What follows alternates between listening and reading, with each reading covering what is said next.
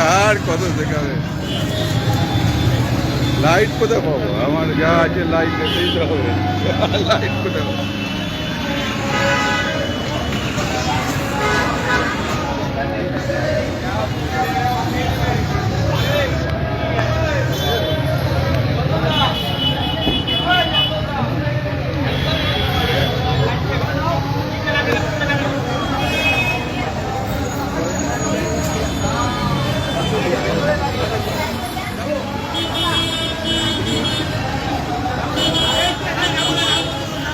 ভিতরে শুনে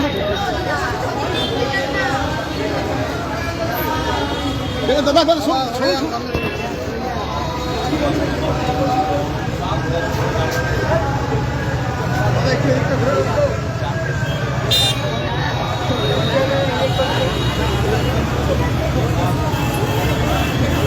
আরে কি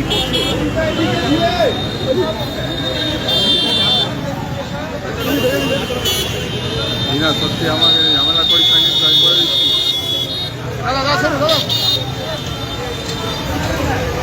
ঠিক আছে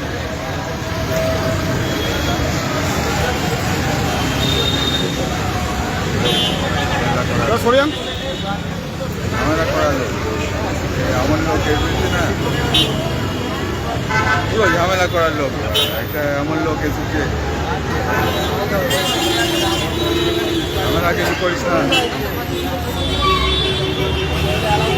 এখানে কেন এইভাবে মোছা হতো? হ্যাঁ আবার কিন্তু আমি কিন্তু এখানে মোছা করলো, পরিষ্কার করলো।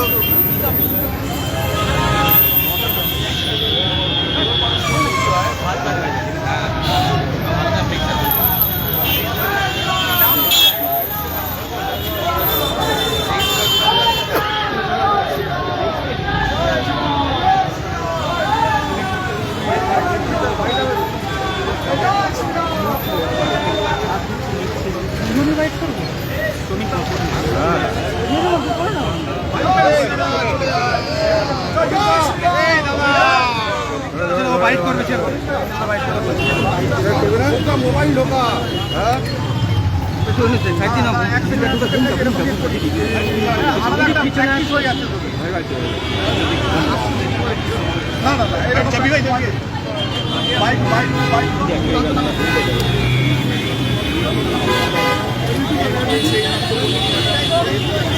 সেখানে হোক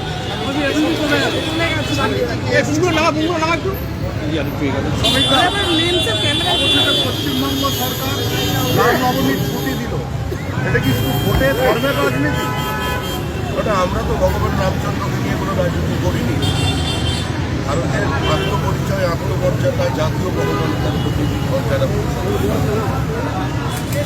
তার জন্মস্থানে গর্ভগৃহে তার মূর্তি প্রতিষ্ঠা হয়, বিদেশি আক্রমণকারী ভট্টাচার্যকে মুছে দেওয়া হয়।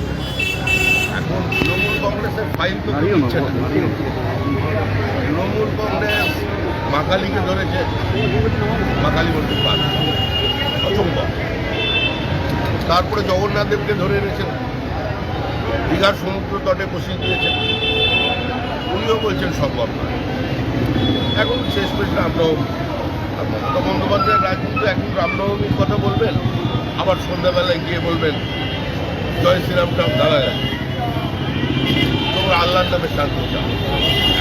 আর বাংলার দিদি নন, এবং সুরাবর্তীর দিদি হয়ে যাবে। যে 40-এর আগে সুরাবর্তী যে ভাষায় চিন্তা করতেন বাংলা, এই কলকাতায় দাঁড়িয়ে দুর্ভাগ্যজনকভাবে মুখ্যমন্ত্রী আজকে সুরাবর্তীর পরিচয়। গতকাল মমতা বন্দ্যোপাধ্যায় উত্তরবঙ্গের মঞ্চ থেকে তিনি কিন্তু রামনবমী পালনের জন্য বলেছেন, তার দলকে রামনবমী পালনের কথা বলেছেন, কিন্তু দাঙ্গা হবে কি আশঙ্কাও করেছেন। এটা একটা পরিকল্পিত নাটক। মুখ্যমন্ত্রী রাম বিরোধী, তিনি রামের চরিত্র হনন করেছেন, রামকে নারী বিদ্বেষ করেছেন, রামের থেকে মানুষকে বিচ্ছিন্ন হবার আহ্বান জানিয়েছেন। তিনি বলেছেন জয় শ্রীরাম শব্দটা একটা গালাগাল, জয় শ্রীরাম যদি শুনে তাহলে তোমরা আল্লাহ নাম করে শান্তি চাও। যা বলবার তিনি বলে দিয়েছেন। ওনার লক্ষ্য 27% ব্লক। তৃণমূলের রাজনীতি বিভাজনের রাজনীতি। রামের দেশে রামের কথা চলবে না, কিন্তু বাবুরের কথা চলবে হবে না।